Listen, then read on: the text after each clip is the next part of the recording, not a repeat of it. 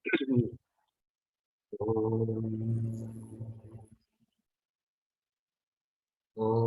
Sahana Vavatu Sahanao Bhunaktu Saha Viryam Karavavahai Tejasvinavaditamastu Mavid Vishavahai.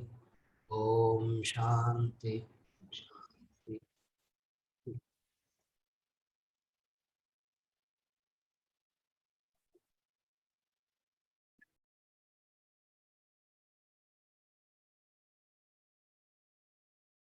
We have come to the penultimate session on the inner wellness,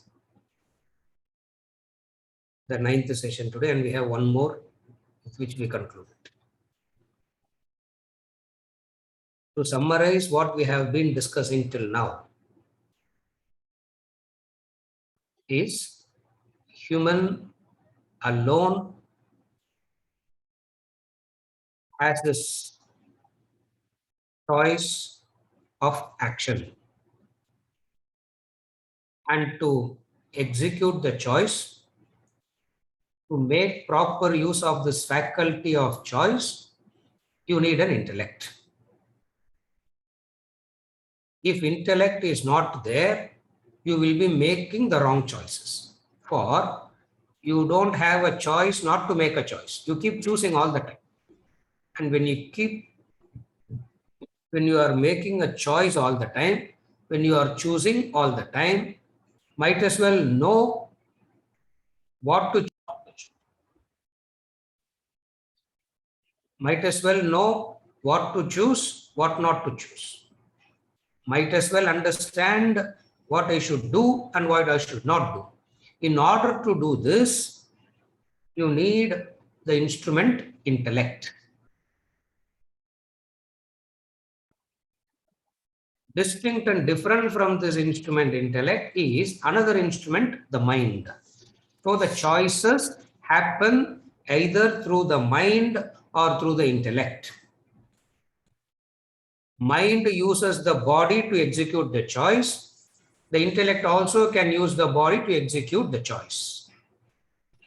So we saw what mind is and what intellect is.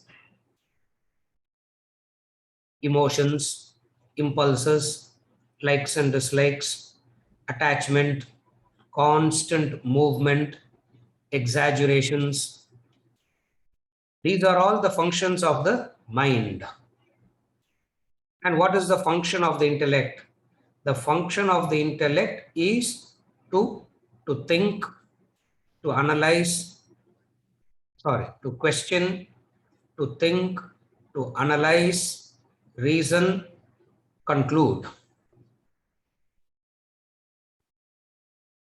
And it is the intellect that can help the, it is the intellect that can direct the mind and the body. And it is the intellect that is very, very much important in helping the mind to concentrate, to be consistent, to be creative, to be able to communicate, to be able to live a life of cooperation. All that we have seen as far as the mind and intellect is concerned. And then we went on to see the diagnostic tools of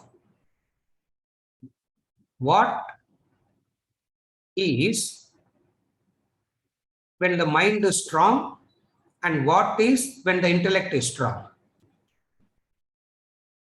For you to know whether it is the mind or the intellect, some diagnostic tools we saw. In that we saw if the mind is strong, what happens?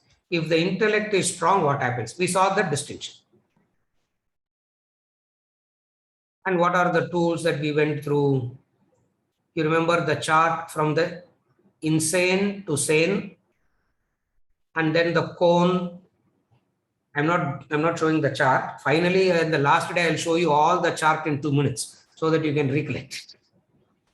And then you saw the, and then you saw the cone on the base, the inverted cone, the cone on the sides.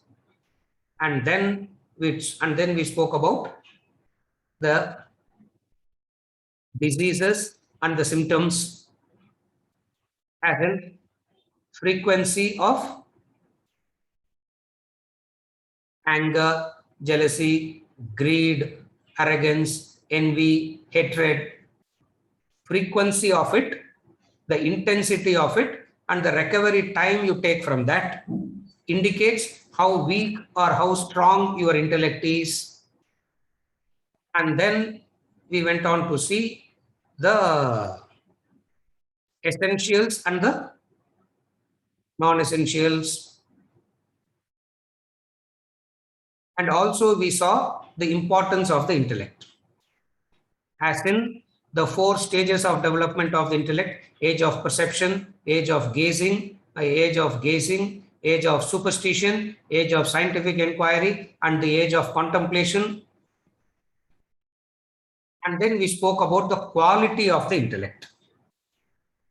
And when we spoke about the quality of the intellect, we introduced 3 words: sattvic intellect, rajasic intellect, and tamasic intellect. The grades of intellect, the qualities of intellect. Now, I have summarized what we have studied till now, and we will start with the quality of the intellect, as in sattvic, rajasic, and tamasic. Before we go into that, first let us briefly understand what is sattva, what is rajas, and what is tamas.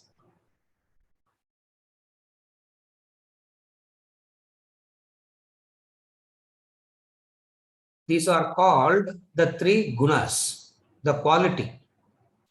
You can call it as mental temperaments, you can call it as qualities, or you can call it as the colors. Any word you can use. These 3 qualities determine the sattva, rajas, tamas, determine the quality of your thoughts, the quality of your emotions, and the quality of your actions. That's why it is very important to know this. And intellect and Vedanta is the only subject that talks about these 3 gunas so elaborately, so precisely. And that is very much important in the relevance of the intellect. And we will see the 3: sattvic intellect, rajasic intellect, and tamasic intellect. Before we go to that, we see the gunas first. What are the gunas? The gunas are made up of 3: sattva, rajas, and tamas. Sattva means purity, rajas means agitation, tamas means ignorance. So you have a pure, undisturbed mind, agitated, you have a pure state, you can be in an agitated state, or you can be in an ignorant state. In that ignorant state, it is called tamas. The agitated state is called rajas, and the pure state is called sattva. Why we talk about these 3? Because the quality of your ideas and ideologies, the quality of your emotions, the quality of your actions are all determined by the 3 gunas. And then we understand all human being, every human being has all these 3 gunas. All human beings has these 3 gunas. Like the 3 primary colors. In the analogy of colors, there are 3 primary colors. And then the primary color goes into the secondary color. And then the tertiary colors, and then it goes into various hues. Infinite are the variations. But all the infinite variations boils down to 3 primary colors: red, yellow, and blue. Similarly, all human beings is a combination of these 3 gunas. Just as all colors are nothing but a mix of red, yellow, and blue. The combination of gunas create the infinite variety in the world. So the infinite variety that you see is nothing but permutation combination of these 3 gunas. How can that 3 become infinite, sir? That we will find it difficult to understand. Just as the three primary colors, red, yellow, and blue, has become the infinite phenomena of colors, isn't it? Similarly, it is that. So, what is Sattva Guna?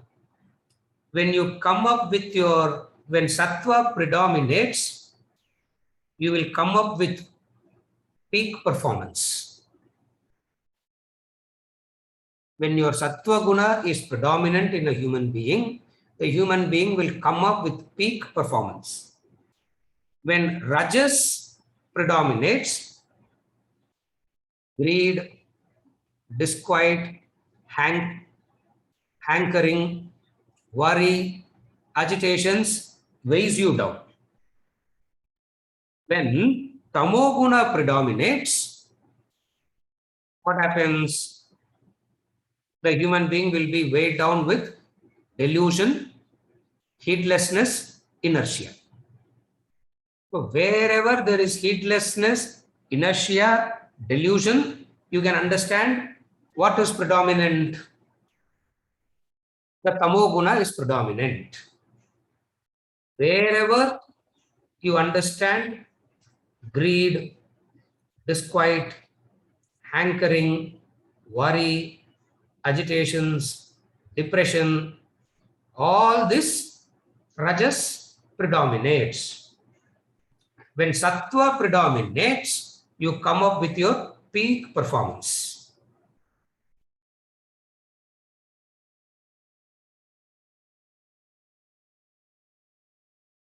Tamas, now I'll briefly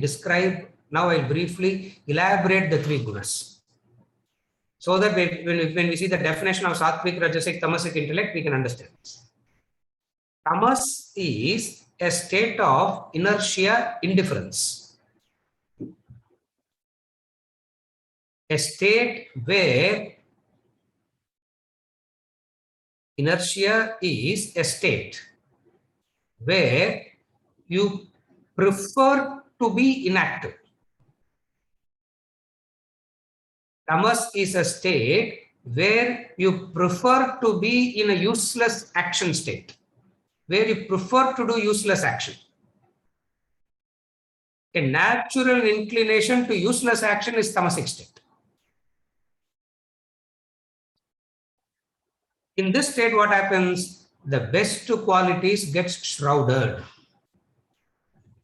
The best qualities get shrouded and your inherent talent is prevented from manifesting. That is Tamoguna. You have a talent, but the talent is shrouded because Tamoguna predominates. So what is Tamoguna now? Tamas is a state of inertia, indifference, and attraction to useless action. In tamasic state, the best qualities of you get shrouded and your inherent talent is prevented from manifesting. That is Tamoguna. What is Rajoguna? Rajoguna is a state of mind, state of your inner personality. Tamoguna is the state of your inner personality. Rajoguna, the state of your inner personality. Now, what is Rajoguna? A state of stress and agitation. A state of stress, a state of agitation, a state of worry, anxiety brought about by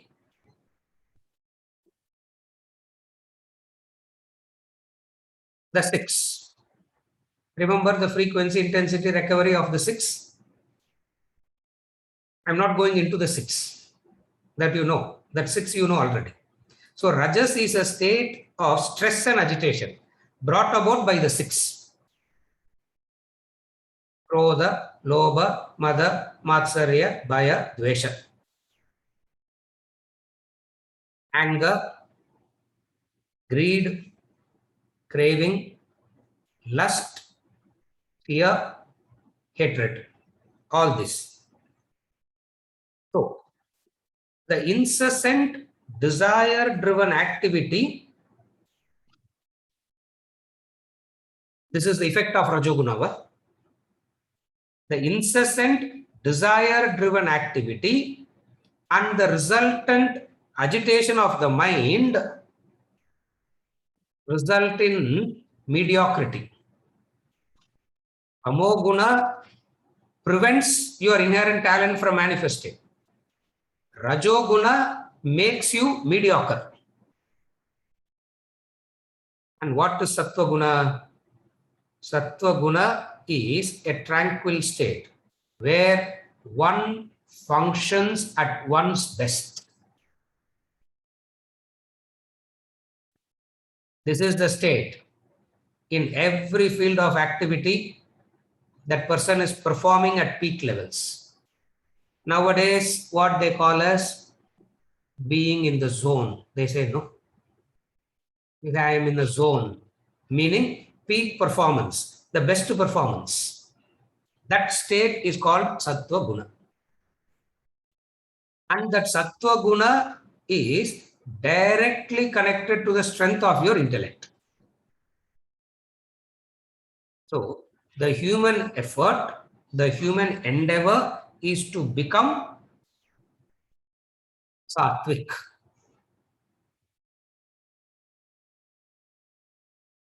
Very important is to understand these three gunas. Once you understand these three gunas, it becomes easy to understand where you are and where you have to work on yourself. Do you feel that your talent is not manifesting at all? It means Tamoguna is predominant. Do you feel that your performances are mediocre? It means Rajoguna is predominant. When Sattva Guna is predominant, you function according to your best. Carefully follow. Not according to someone else's standards of best. You will be functioning according to your best. And intellect is that which helps you to function according to your best. With these three understanding of the gunas, Sattva, Rajas and Tamas, we move on to the chart of Sattvic, Rajasic and Tamasic intellect. You look at the board, there are these three. SRT means Sattvic, Rajasic, Tamasic intellect. S stands for Sattva, R stands for Rajas, T stands for Tamas. And these three is taken from Bhagavad Gita chapter 18 verses 30, 31 and 32. That's why the verse references are given there. It is taken from Bhagavad Gita verses 30, verses 31 and verses 32. The three intellects, the Sattvic intellect, the Rajasic intellect and the Tamasic intellect.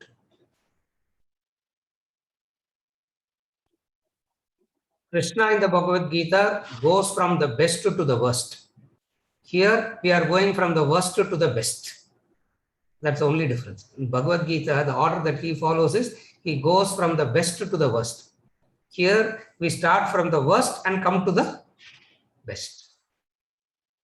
So first is the worst, Tamasic intellect. What is Tamasic intellect?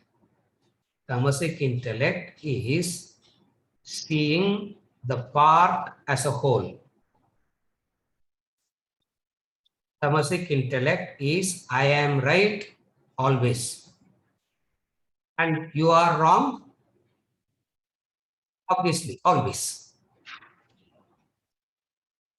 Stubborn and heedless. Tamasic intellect is it sees a part as a whole.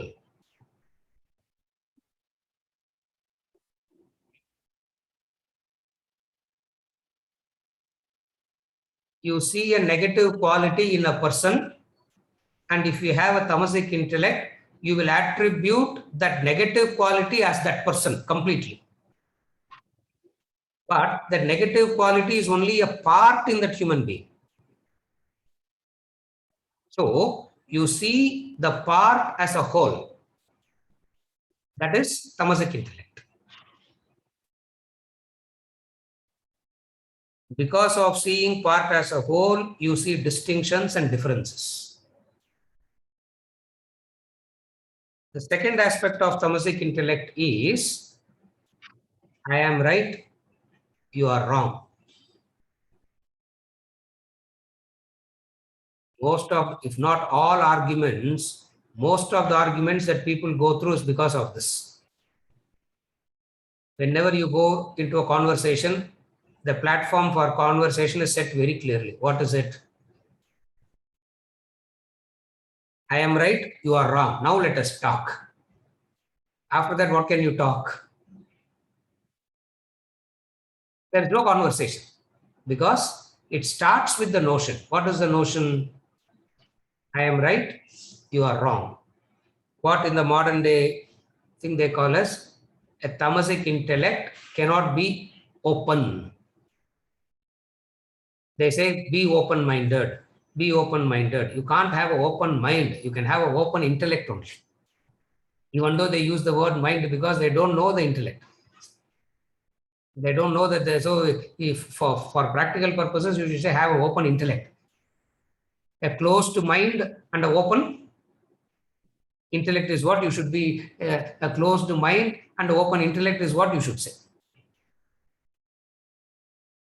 Stubborn and heedless.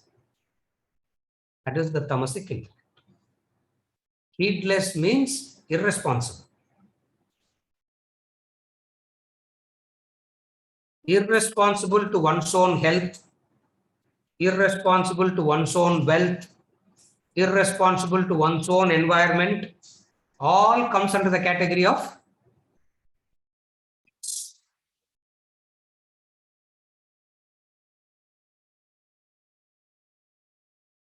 the person buys a car and he doesn't make an effort to maintain the car, isn't it? All the car needs is to keep the car clean. It's a 5-minute job, 7 minute job if you do it every day, isn't it? The person buys the car, it is his money. 3 months later, 6 months later, you go into the car, you can see 1 inch dust, no? Heedless. That state is called heedless. Heedless to one's wealth, heedless to one's own health, heedless to one's own everything. That state is called a tamasic intellect. Seeing the part as the whole. You see one quality in a human being and conclude that person is that quality. One negative quality you see and you conclude that person is negative. One positive quality you see and you conclude that person is positive. And tamasic intellect can function even here.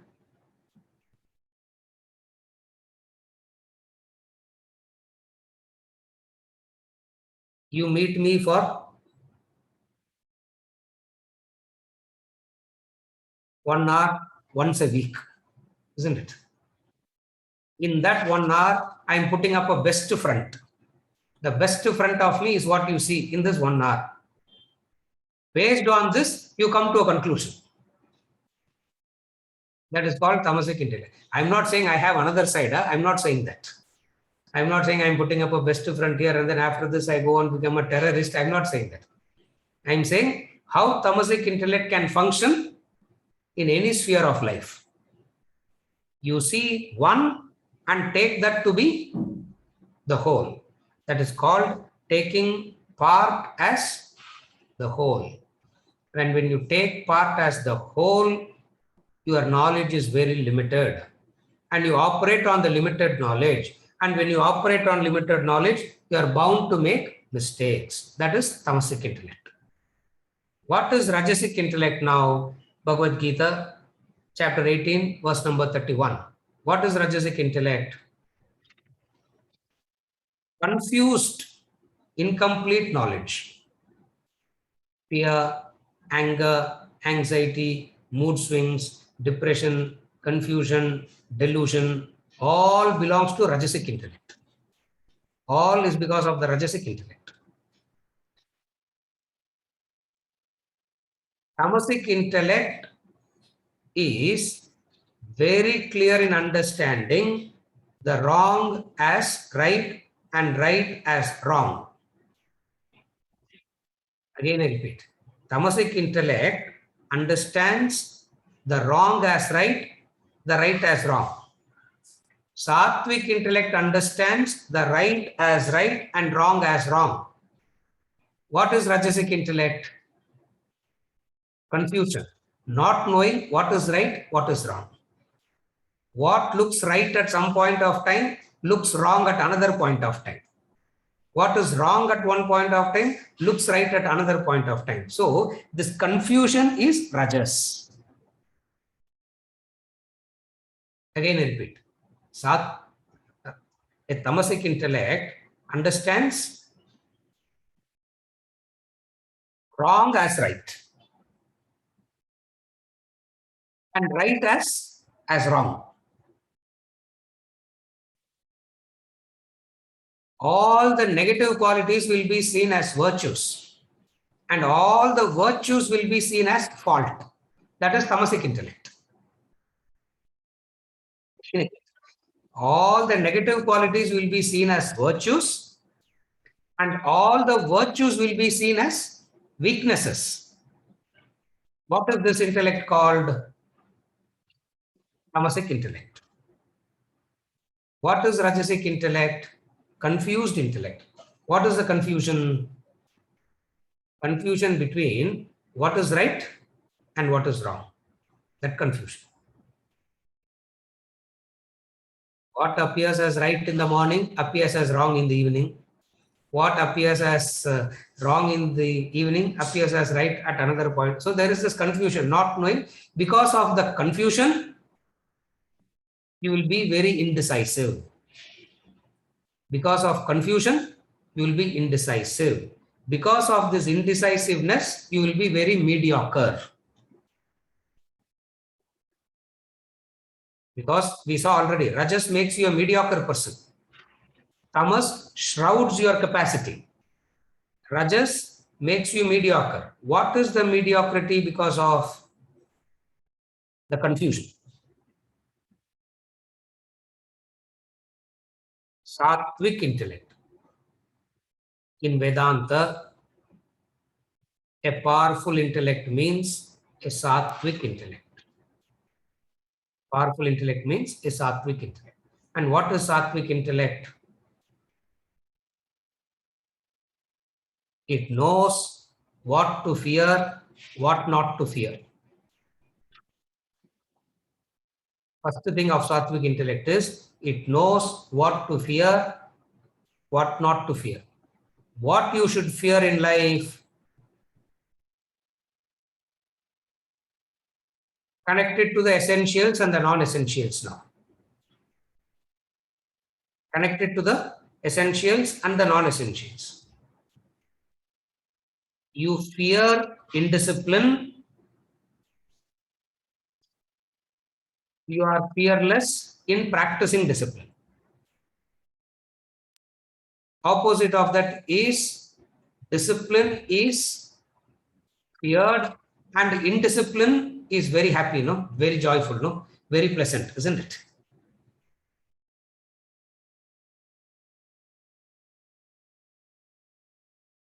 Sattvic intellect knows what to fear, what not to fear.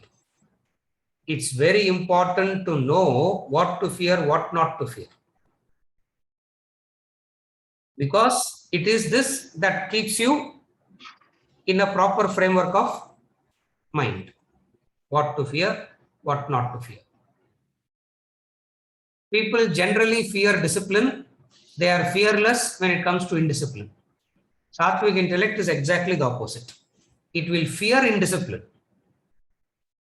A ordinary person is very comfortable in indulgence. Sattvic intellect fears indulgences. A tamasic intellect is happily indulging. A sattvic intellect fears indulgences. Why does it fear? Because it understands the consequence.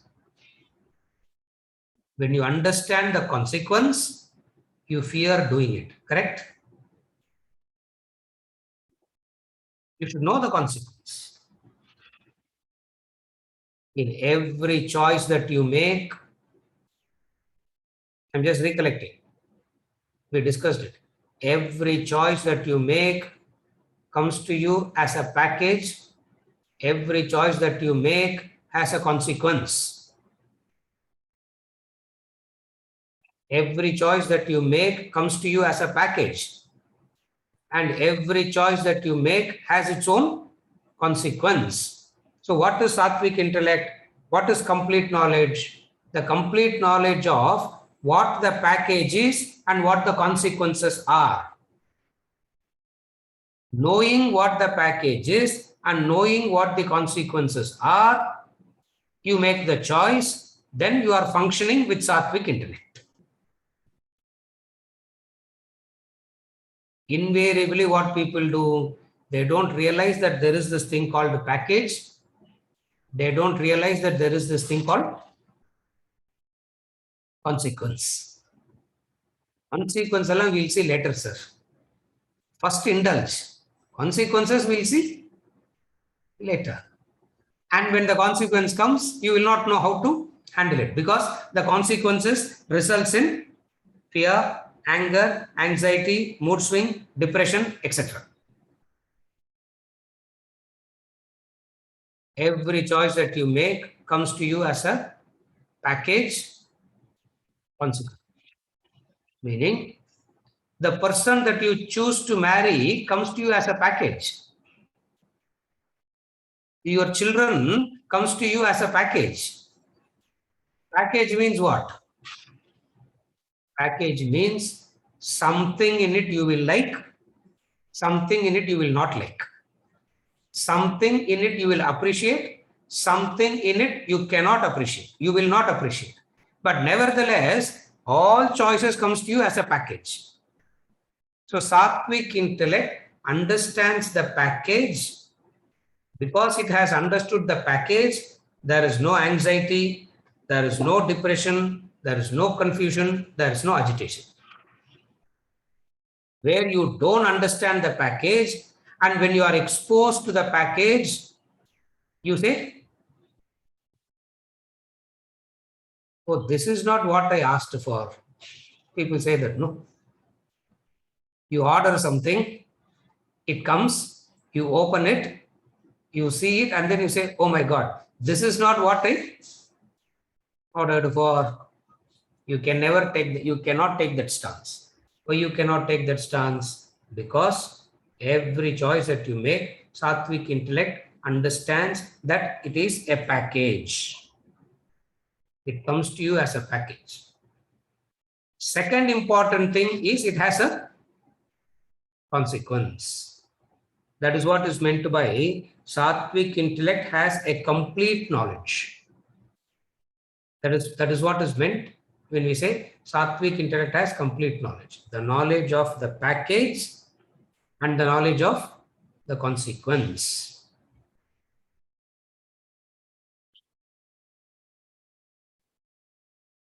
What is the definition of the intellect? The definition of the intellect is the capacity to see the end in the beginning. That is intellect. And a human being needs this capacity. The capacity to see the end in the beginning is intellect. The child, when the child is indulging, when the child is being indisciplined, it doesn't understand the end. Correct?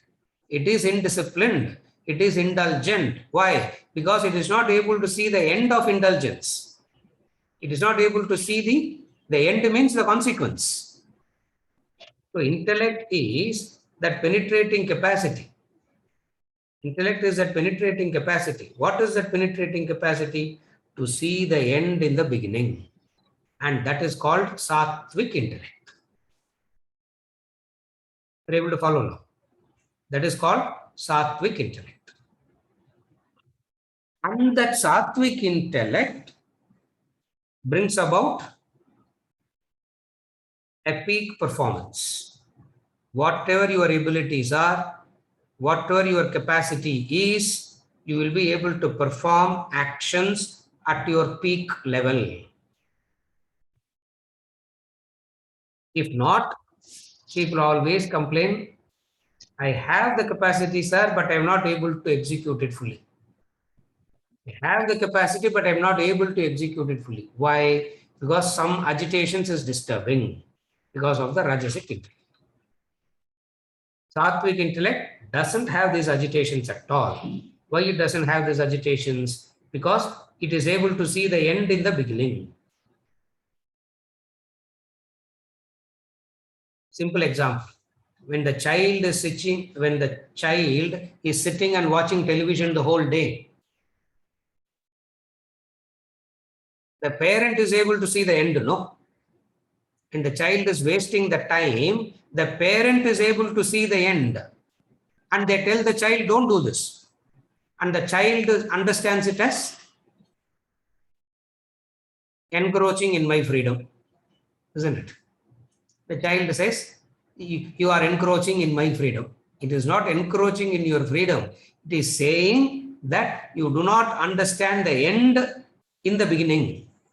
If you don't understand the end in the beginning, and when you are facing that end, don't complain about the world, don't blame the world. Invariably, people blame the world, complain about the world, saying this is not right, that is not right, the politician is not right, the government is not right, the economic policies is not right,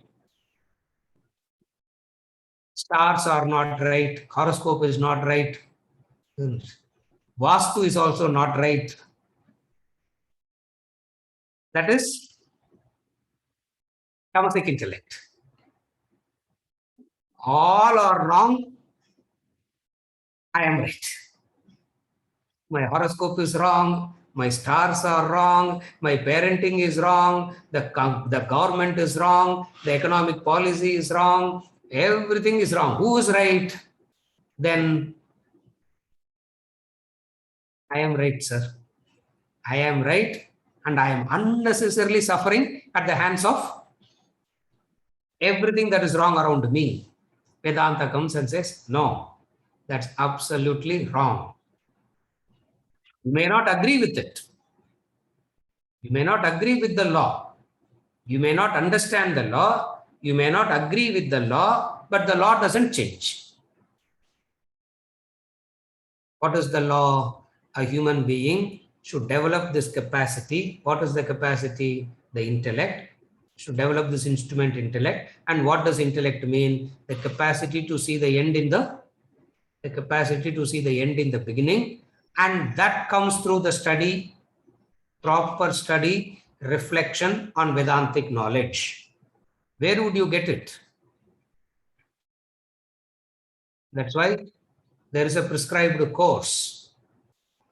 Only through that prescribed course, the intellect develops.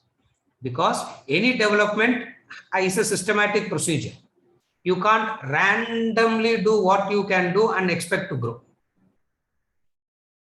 Just as you cannot, you ask the medical student, what is the prescribed books for to become a medical student? You know those books. You can go to the bookstore, buy those books, self-study. Self-help is the best help, isn't it? So self-help is the best help. So what is the self-help? I don't need any professor. I don't need any teacher. I can study the books by myself and understand. And that person claims, I am a doctor. Will any one of you go to the doctor? Vijay Rangan. Will you go to the doctor? If you go to the doctor, even gods can't save you. Huh? Because it has to be done under proper, it has to be done under proper guidance. You cannot do it by yourself.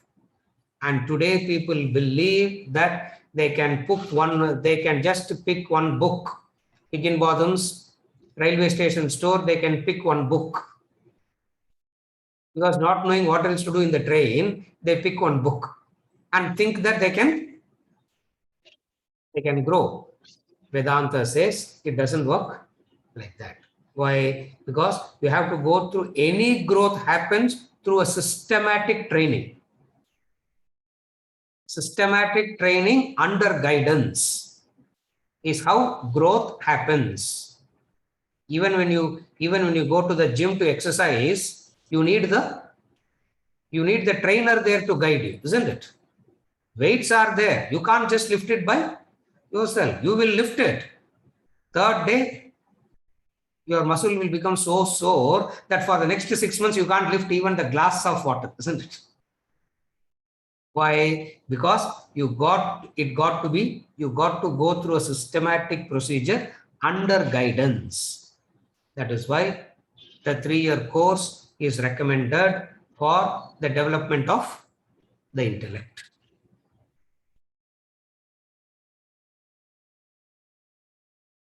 And anybody wants to know more about the course and all that, you can post Venkat, and you can reach out to me. I will talk to you on that. But here I am giving you the general principle. What is the general principle? Intellect is the capacity to see the end in the beginning, and it develops through proper, systematic, methodical training.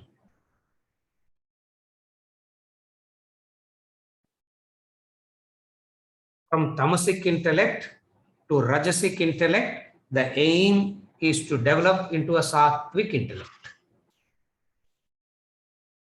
The aim is to develop a sattvic intellect. So the 3 qualities of the intellect is based on the 3 gunas. The 3 qualities of the intellect is based on the 3 gunas. What are the 3 gunas? Sattva, Rajas and Tamas. And the Sattva, Rajas and Tamas are like primary colors.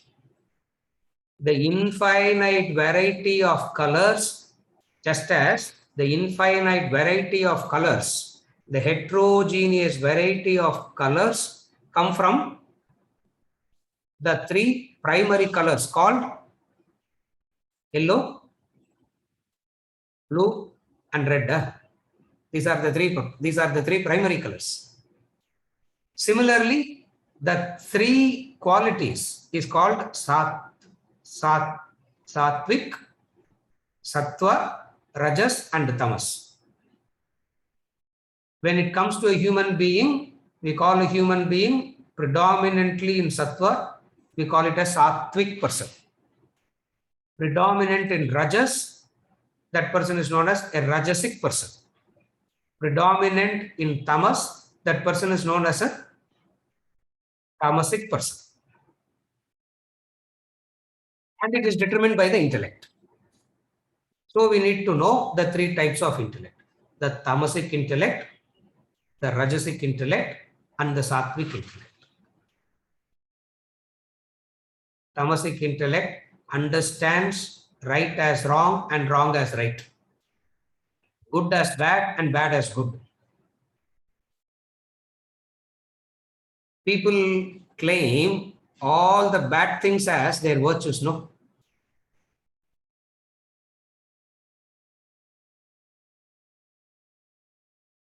I can have 7 pegs and still I can be steady. The person says that, no?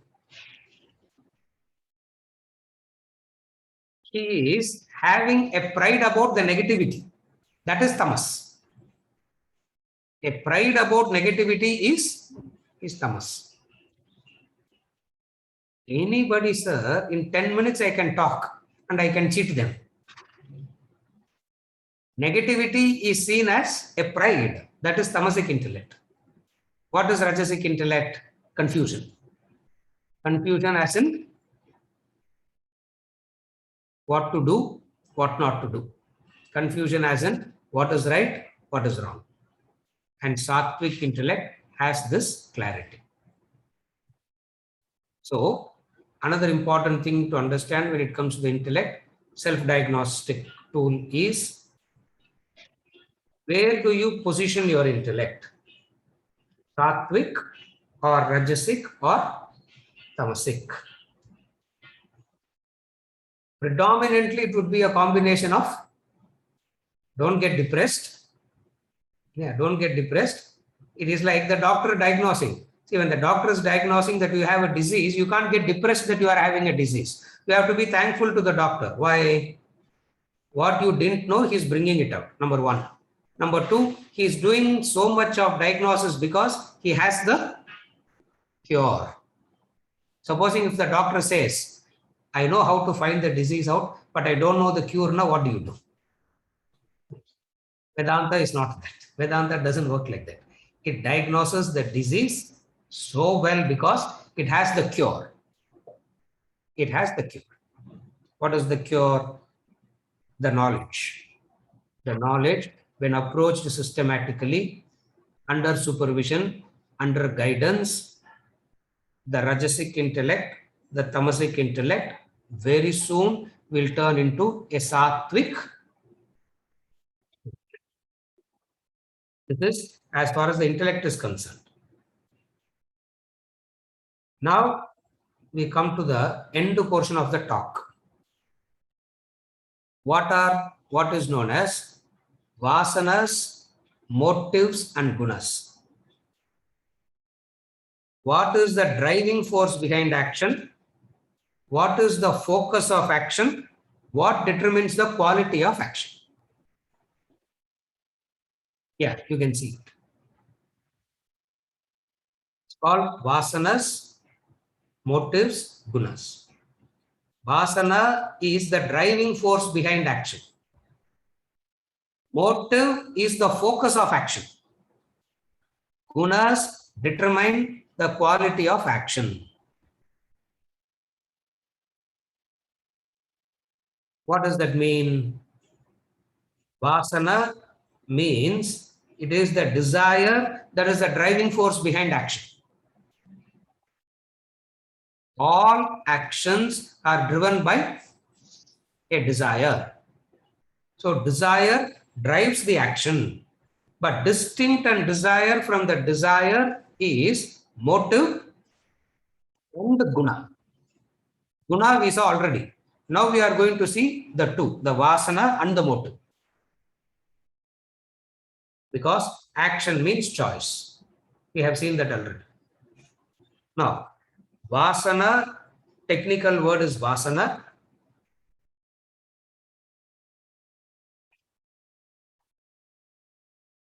Layperson's word is desire. Desire is the driving force behind action. Now take this action. Let us analyze the simple action.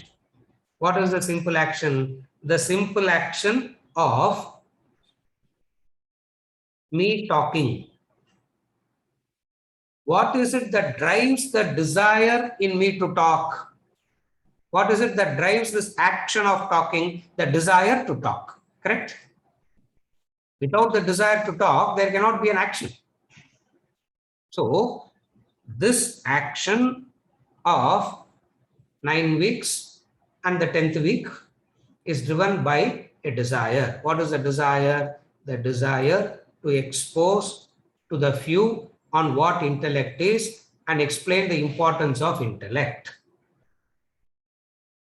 Because if one in the family is convinced, the whole family is convinced. If there are 25 here, I don't know how many are there actually, I'm just saying.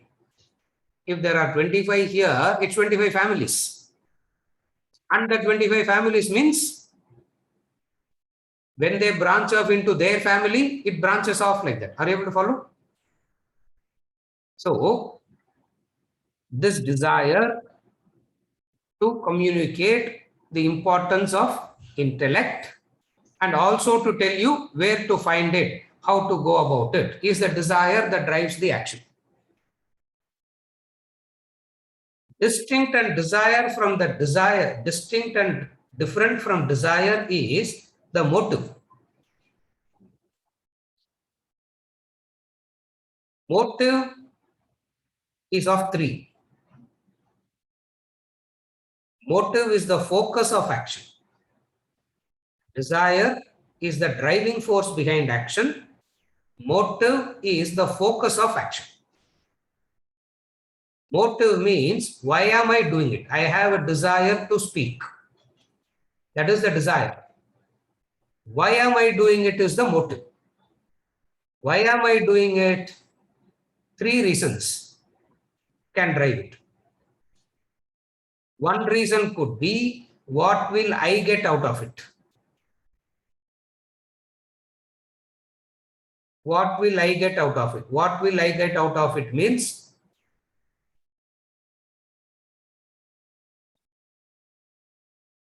name and fame. How much more people will talk about me? How many of you will go and tell others also? That, there is one guy that is talking, I was attending, and that guy talks. I'm talking sensibly, no? And that guy is talking sensibly. Listen to him. Why don't you explore and listen to him? I can do that action. Motive could be a personal motive, wanting name and fame. That could be the focus.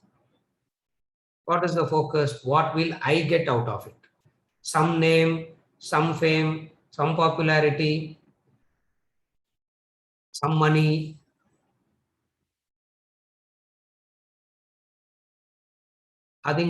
Because it is done, we are not charging, no, Venkat, for this course. Yeah. There is no money that comes out of it, but some name, some fame, some popularity. That could be the focus. That is one motive. It's called selfish. Selfish motive. Another motive could be unselfish. I am not interested in what I will get, but I am interested in helping the other. I am not really focused on what I get, but I am interested in helping the other. That motive is called, if that becomes the focus, that is called unselfish. And then there is the third. In unselfishness means it is my motive to help you. You need not ask me, come and help me. My motive is to help the other. Are you able to follow? Nobody says, come and help me. Nobody need not come and ask. But from me, internally, I have this motive. That is called unselfish motive. So the focus of my action could be selfish. The focus of my action could be unselfish. The focus of my action could be selfless. And what is selfless? Selfless means doing that which you know to do to the best of your ability. If you are a carpenter, you do carpentry. If you are a plumber, you do plumbing. If you are a teacher, you teach. If you are a business person, do business. If you are a soldier, protect. Doing that which you know to do the best, doing that which you ought to do, doing that which you know to do to the best of your ability, without any prefixes, without any suffixes. Prefixes and suffixes means I am not interested in what I will get, neither I am not too focused on am I helping you. If I get too focused on am I helping you, what will happen? At the end of every week, I have to text everybody, isn't it? What did you learn today? Hope I helped you today. Hope the class you liked today. What all you should think I should improve upon. Feedback I have to take, isn't it? What all you should think I should improve upon. And one person will say the best thing is for you not to talk, sir. Okay. The only thing that you can do is stop talking. That is the best thing that you can do. Selflessness is doing that which you know the best to do to the best of your ability. You know something to do. You know something to do. Do it to the best of your ability. And at 11 o'clock, when you say thank you, you just say thank you. No worries, no anxieties. This is called selfless motive. So, all actions, from this we understand the three factors in action. The three factors in action is the vasana is one factor in action, the motive is another factor in action, the guna is another factor in action. Intellect says, pay attention to all the three. If you pay attention to all the three and make everything optimum, your understanding would be better. With that better understanding, your life will be better. When you make your life better, you can make the life of others around you also better. Correct? See, when you are cheerful, you can pass on cheer to another. When you are in sorrow and depression, what you can pass on to another? Sorrow and depression, because you can give only what you have, no? If you have happiness and joy, you can give happiness and joy. If you have sorrow and suffering, you can give only sorrow and suffering. Here is the training by which you place the entire focus on the three aspects of action. And when you pay attention to all the three aspects of action, what are you paying attention to? You are paying attention to your entire life.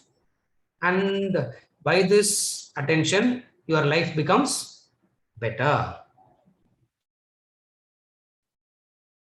Instead of making your experience better, we make life better. All others are interested in making one experience better. Vedanta, we say, how to make all experiences better. How do you do that? Pay proper attention to these factors: the vasanas, the motives, the gunas. When you pay attention to all the three, you have paid full attention to your life. Your life becomes better. When your life has become better, you are happy and cheerful. When you are happy and cheerful, you make the life of others around you happy and cheerful. So even to fulfill your social obligation, you need this intellect. To, to take care of yourself, you need intellect. To take care of those around you also, you need an intellect. This is as far as the discussion for today is concerned. So we have seen up to the intellect in all, I'm not saying all possible angles, in a few different angles. When you do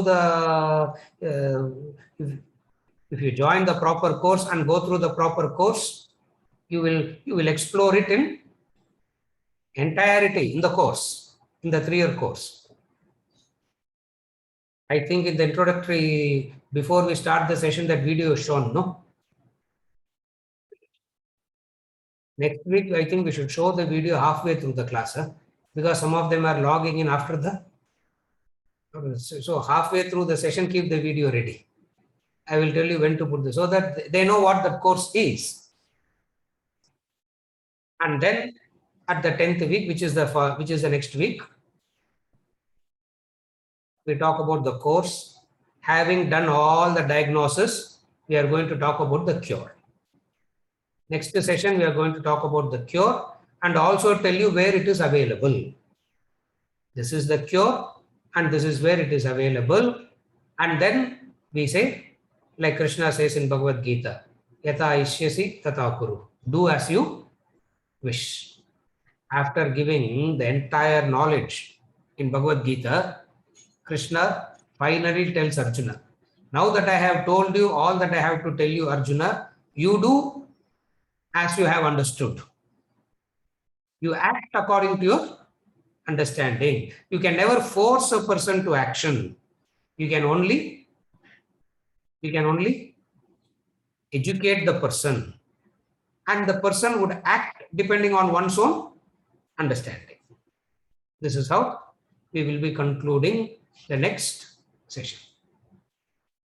If there are any clarifications, we will take it up. Is there anything?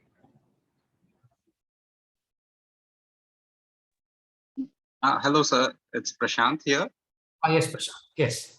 I had this question that because this course does talk a lot about intellect, Yes. would you also say this course derives its roots from the Gitas and the other sacred texts? Exactly. So I'm wondering, how would the knowledge gained from this course be different from the knowledge gained by other courses on the Gita and other sacred texts? Now, that is where you gain the proper knowledge. In these 10 sessions, I was only touching the periphery of those sacred texts, giving you the sample of it. Why we do this courses? Because the first thing is, most of them have a wrong understanding about the sacred texts. They believe these texts should be chanted. That's all. First mistake they do is they believe you just chant the text. Why bother about understanding what is it under all? Simply, so they say chanting the text itself is enough. We say no. Simply by saying intellect, your intellect will not grow, no. Simply by saying maths, mathematics, you will not gain the knowledge of mathematics. So first thing we want to eliminate is the misconception about the sacred texts. They believe that sacred text means it is for chanting. Second misunderstanding is they believe that the sacred texts and all you read when you don't have anything else to do in life.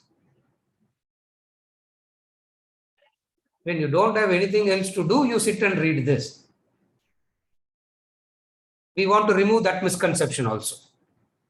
Don't put the cart before the horse. Vedanta, the sacred text, is the knowledge of life and living. When we say it is the knowledge of life and living, when this should be learned? As early as possible, isn't it? Before living. And after living for 70, 80 years, if the person asks how to live, that person can still study. We're not saying they should not. The second misunderstanding about the sacred text that we want to remove is it's not what Ramatirtha calls it as, and what Swamiji also says. It's not a post-retirement plan. It has to be done before you start living life. So in order to remove these misconceptions behind the text, we are exposing it in the way that the current generation can appreciate the value of the text. So in these 10 sessions, all that I'm focused in doing in these 10 sessions is what? Is to make you appreciate the value of this text and where it is taught systematically, scientifically, sequentially. And what is the result of it? Because three things has to be told. If you don't have it, what you are missing. If you have it, what you will get. And then the third thing is where to get it and how to go about it. That's why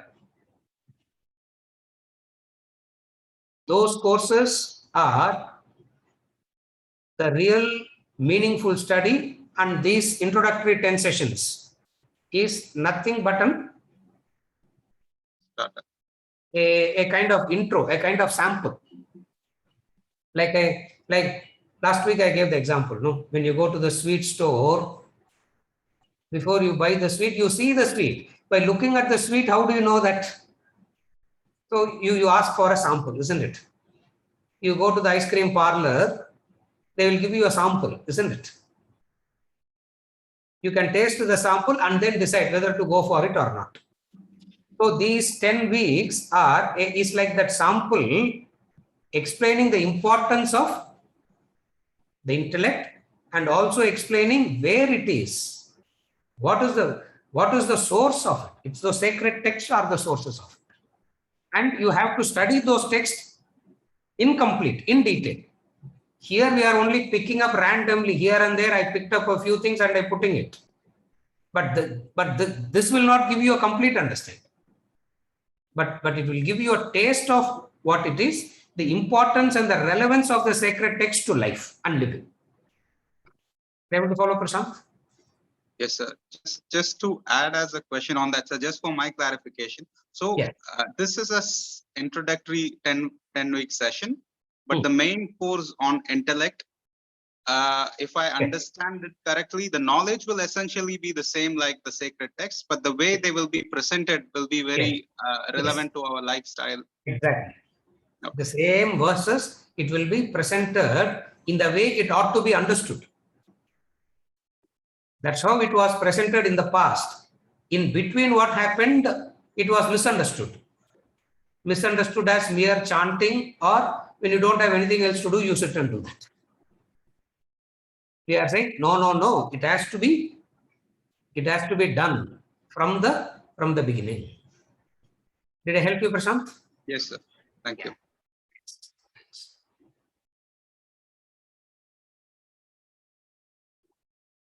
Anything else, Venkat?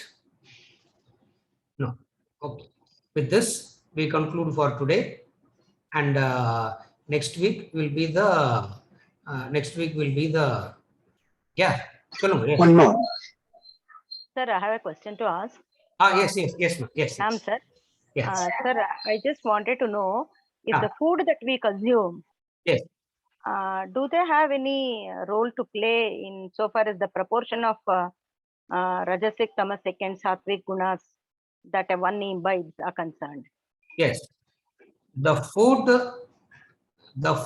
doesn't make you sattvic, rajasic, or tamasic. The food that you are interested in eating gives you an indication of whether you are sattvic, rajasic, or tamasic. Okay. In the 17th chapter of the Bhagavad Gita, Okay. he talks about, he gives a diet plan. The diet plan is also explained in the 17th chapter. When he gives the diet plan, he says, it is not the food that is going to make you sattvic. The sattvic person will gravitate towards this particular food. Okay. The rajasic person will gravitate towards this particular food. So, by what food you are gravitating towards gives you an indication of Which trait is dominating? yes, which one is dominant. Sir, can we cultivate these gunas? Is it Yes. possible to cultivate? Yes, we have to cultivate. That is where the intellect comes. So if That's where the someone is intellect trying to cultivate more of a sattvic guna, Yes, if he consumes more of sattvic food, yes. will he become sattvic? No. Will the proportion No, increase? Yeah. just by eating the sattvic food, he will not become sattvic. Okay. To become sattvic, he has to develop the intellect and manage the mind. When he develops the Okay. intellect and manages the mind, the gunas get managed. Okay. But If- by by food eat- themselves, they No. don't have any role to play. Okay. No. Okay. Speaking, if it is so simple, very first class we would have given the menu, no? Eat food. Yeah, just one slide is enough. One slide is enough. These are the food that you have to eat. Don't eat this, don't eat this, class is over. Okay. But it doesn't work like that. You follow? I understand. Yes, sir. Yeah. Thank you Yes. so much. Yeah, thank you. Yes. Yes, one more. Hari Om, sir. Yes, Hari. Sir, from childhood we got to know Rama is the biggest and best at intellect. Yes. Following to her question, sir. Yes. But Rama as a king, he eated a non-vegetarian. Correct. I mean, when he is intellect and he's a sattvic, I feel he's a sattvic intellect. Correct.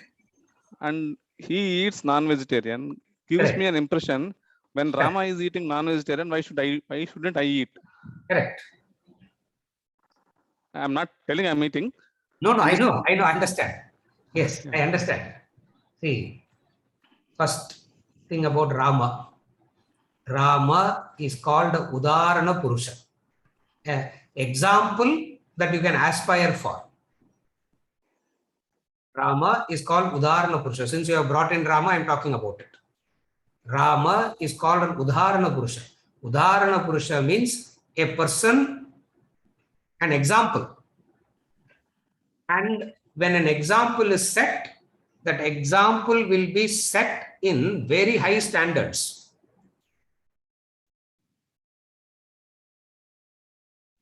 You have to visualize that society where the distinction of the quality of the person is not determined by vegetarian or non-vegetarian. Today it has come to that point. Today it has come to that point where the quality of the person is determined by the food that he eats. Rama is not because of the food that he eats. Rama is because of the principles that he followed. He had a powerful intellect. Why? Because he followed certain principles. And it has got nothing to do with the grossest component of life, as in food. Food, dress, these are all the grosser components of life. The way I dress,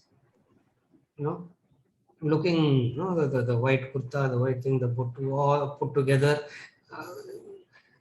This gross expression itself doesn't make a person good or holy. Supposing if I am coming and sitting with the shorts and t-shirt and talking the same subject, I can talk the same subject with the exactly the same chart, exactly the same example, sitting with shorts and t-shirts also, no. So the grosser expressions has no relevance to the inner quality. Vedanta gives you the clarity to understand it. Where we lack this clarity, we take the grosser expressions as the standards.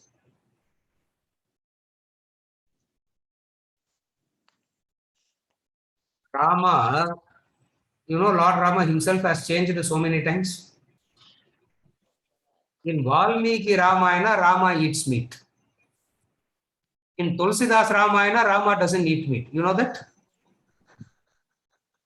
In which Ramayana is eating meat? Now, whether Rama is changing or not, we don't know. Society has changed.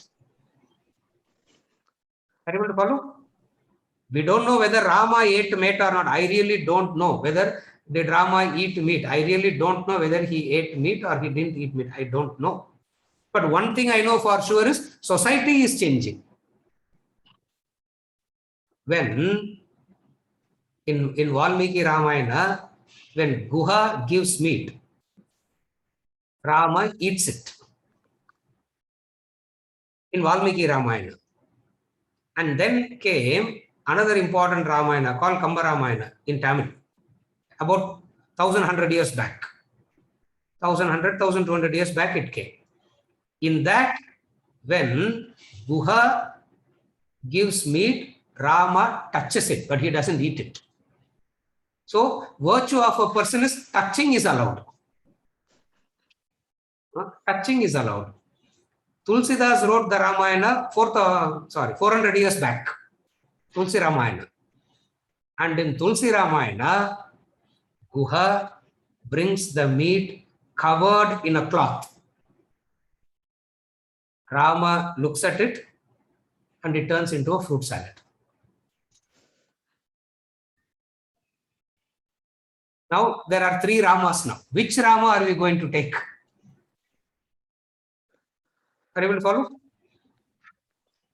In Vedanta, we say Rama, the inner quality of Rama is the same in all the 3. In Tulsi Ramayana, Rama didn't tell his father, who are you to send me out? It's my grandfather's property. He didn't say that. Isn't it? So the inner quality doesn't change. The outer manifestations keep changing. Vedantic knowledge gives you the clarity to focus on the essentials and the non-essentials. That's why we spoke. So whether he ate or not is the society's decision. Because in Tulsidas' time, people could not accept God will eat meat. In Valmiki time, people were able to accept God eats meat. They're able to accept it. I'm not saying who's right, who's wrong. It's a different society, but the inner quality remains the same. You follow? When Ravana abducted Sita, you know how Ravana abducted Sita in Valmiki Ramayana? Sita was, Ravana pulled her hair and dragged her and made her sit on his lap, held her tightly. That's how Ravana abducted Sita. In another Ramayana, Ravana didn't touch Sita. He only lifted the entire hut along with the ground without touching Sita. In the Tulsi Ramayana, Ravana abducted Maya Sita, duplicate Sita. Original Sita, Ravana didn't even get to see the original Sita. From this, you don't, from all this, what you understand? How society changes is what we understand. But the inner quality of the person doesn't change. Are you able to follow? Yes, sir. And whenever we talk about these stories, we take the context very clearly. In that context, it wasn't a problem. Today, I really don't know. I really don't know whether Rama ate meat or not. And if you ask me, I really don't care whether he ate meat or not. It doesn't bother me at all because we are concerned on his inner. Qualities. Is it okay? Yes, sir. Yeah. Over, no, Venkat? Sir, I have one more question to ask, if you Yes, permit. yes. Yeah. Sir, we Yes, say yes. that free will exercised whenever we make choices in life. We have a free will to exercise. Yes. Aren't these free wills governed by our vasanas, sir? Vasana is the desire. Is it the desire or the impression that we have, like, carried Yes. from the previous birth? Yes. That is the driving force behind action. Okay, so how do Yes. we overcome that, sir? That is Like, by, I'm bound to take a decision based on my past impressions. I have yes, a tendency to take a decision yes, depending on my impression, right? yes, So yes. it may not be I, correct. I mean, how do I handle no, how I don't handle the desire. First is it? I focus on the motive. Okay, Am I being selfish or unselfish or selfless? Am I Okay. being sattvic, rajasic or tamasic? okay. By So one has to, focusing on this, okay, that gets changed automatically.